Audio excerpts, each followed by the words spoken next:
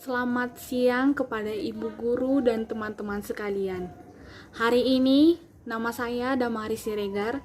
Saya dari kelas 10 IPS 1. Pertama-tama kita harus mengucap syukur kepada Tuhan Yang Maha Esa karena kita telah diberikan kesempatan dan nafas kehidupan hingga pada hari ini.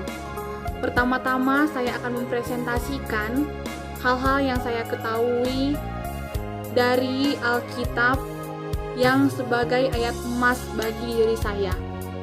Pertama-tama saya akan membacakan ayat Roma 12 ayat 12.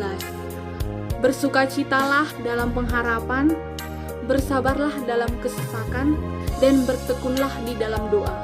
Lalu ayat yang kedua, Lukas 11 ayat 14. Barang siapa yang direndahkan, ia akan ditinggalkan, dan barang siapa yang ditinggalkan, ia akan direndahkan. Lalu ayat yang ketiga, Filipi 4 ayat 4. Bersukacitalah dalam Tuhan. Sekali lagi saya ucapkan, bersukacitalah. Yang kedua, saya akan menyanyikan lagu rohani. Hidup ini adalah kesempatan.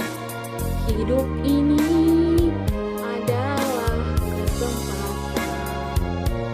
Hidup ini untuk melayani Tuhan.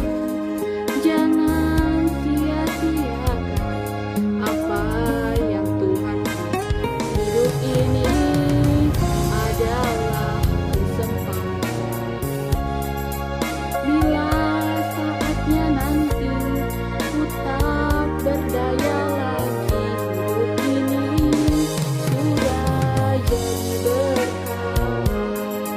Oh Tuhan, pakailah hidupku selagi aku masih kuat.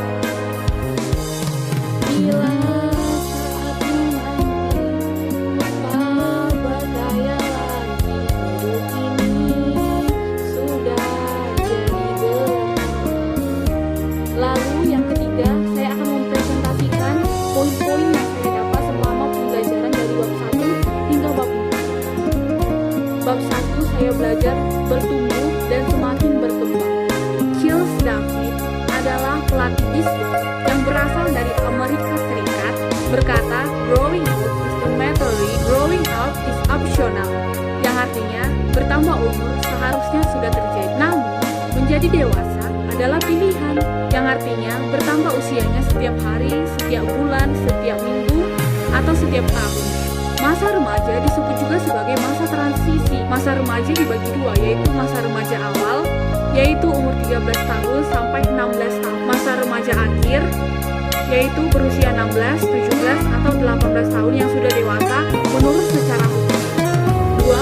Keberanian dan bertanggung jawab. Seperti peribahasa, lempar batu, sembunyi tangan. Ketiga, kejujuran. Kejujuran adalah suatu hal yang harus kita berikan secara fakta atas apa yang telah kita perbuat. Kelima, hidup yang terarah kepada orang lain. Dan keenam, hidup berhikmat. Materi selanjutnya, bertumbuh dan menuju kedewasaan yang benar.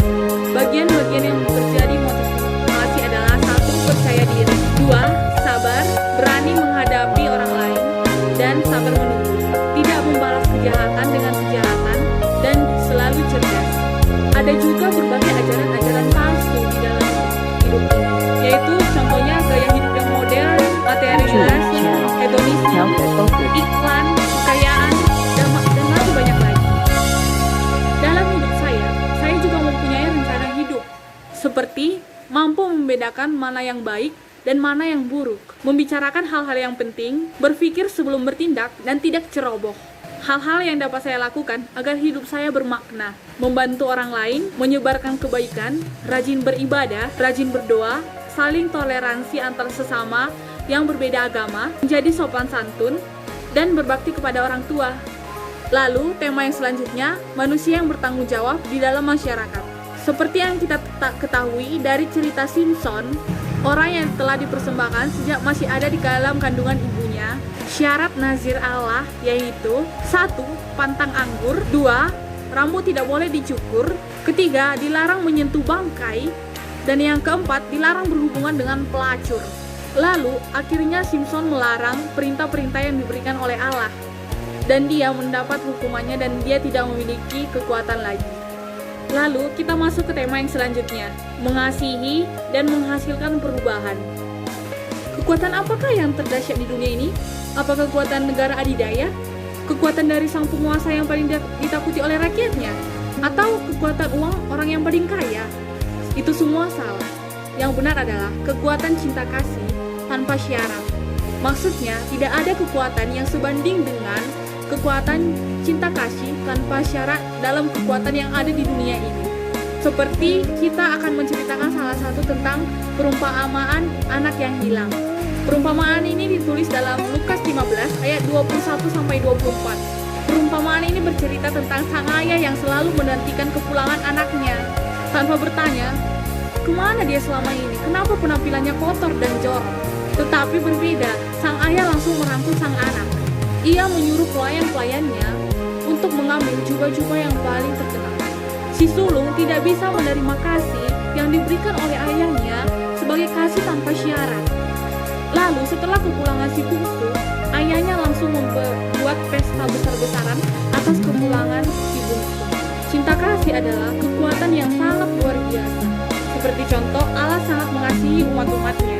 Allah telah mengutus Yesus sebagai bukti kasih-Nya. Kehadiran Yesus memberikan pengharapan di masa kini dan di masa yang akan mendatang. Orang yang dilawat Yesus mengalami perubahan yang begitu besar. Kesetiaan adalah kesediaan untuk berkorban.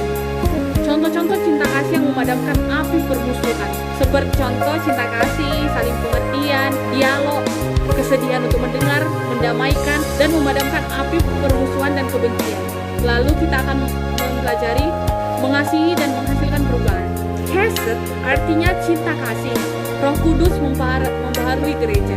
Ada juga tokoh-tokoh pra-reformasi gereja, Peter Waldo dan Jan Hus. Ada juga tokoh reformasi gereja, Martin Luther dan Johannes Calvin. Ada juga pembaruan tentang KBBI, satu proses mengembangkan kebudayaan, yang kedua cara pembuatan, dan yang ketiga belum pernah dilihat. Roh Kudus dalam bahasa Yunani pneuma, yang artinya tenaga Allah. Pengertian lain, kuasa Allah yang sedang bekerja. Roh Kudus adalah perjanjian lama, bahasa Ibrani nefes dan nafas. Kemudian ruach yang artinya angin. Perubahan-perubahan yang dibuat oleh Tuhan pada masa kehidupan Israel. Gereja menjadi sangat eksklusif. Gereja hanya milik orang-orang Yahudi. Yang kedua, perubahan besar pada saat gereja Pentakosta yang terjadi. Gereja sebagai komunitas baru.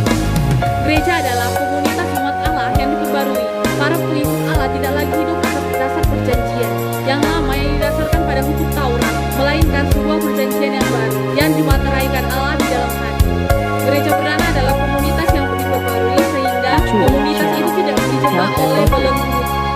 Lalu komunitas yang inklusif. Pertama, kehadiran orang-orang Helenis. Dua, keterbukaan terhadap perempuan. Ketiga, keterbukaan terhadap orang-orang marginal. Yang keempat, sida-sida dan ritual Yahudi. Lalu kita akan baca inklusif dan inklusif. Sikap Tuhan Yesus. Sikap Tuhan Yesus ternyata bertolak belakang dengan hukum-hukum orang Israel. Roh Kudus membaharui gereja. Gereja sebagai komunitas baru. Komunitas yang inklusif contohnya, satu, kehadiran orang-orang Helenis. Yang kedua, keterbukaan terhadap perempuan. Keterbukaan terhadap kaum marginal, sida-sida dan ritual Yahudi. Eksklusif adalah ketertutupan. Saya banyak belajar dari materi-materi bab 1 sampai bab 4. Itulah poin-poin yang dapat saya sebutkan dari materi bab 1 hingga bab 4. Lalu, mari kita ambil sikap berdoa untuk berdoa bertumbuh semakin berkembang, bertanggung jawab dan mengasihi segala perubahan. Mari kita bersatu di dalam doa. Ya Tuhan, terima kasih atas apa yang Kau berikan kepada kami hingga pada sore hari ini. Engkau masih memberikan kami nafas kehidupan hingga pada sore hari ini. Ya Tuhan, kami tahu kami sudah bertumbuh hingga menuju kedewasaan dan berkembang menuju remaja yang selalu Tuhan berikan kepada kami.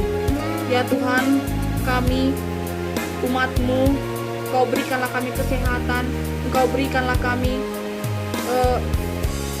untuk kepandaian dan dalam mengikuti setiap jalan-Mu. Ya Tuhan, sebentar lagi kami akan memulai aktivitas kami masing-masing. Bantulah kami, jauhkan kami dari siasat-siasat lisik setan yang akan mempengaruhi kehidupan kami.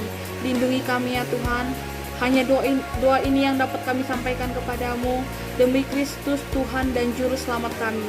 Terima kasih ya Tuhan. Amin. Demikianlah video saya mempresentasikan saya Damaris Siregar dari kelas 10 IPS 1. Terima kasih.